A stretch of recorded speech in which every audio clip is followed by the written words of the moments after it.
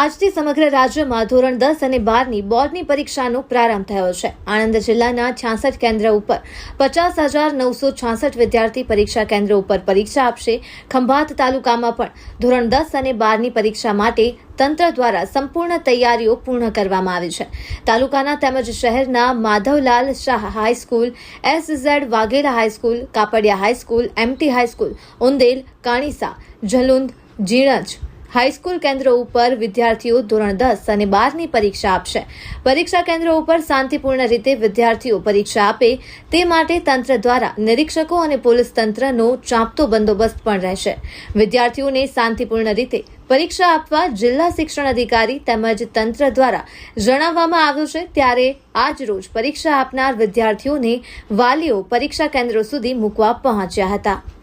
અહેવાલ શૈલેષ પંડ્યા, સંયોગ ન્યૂઝ, ખંભાત, આણંદ।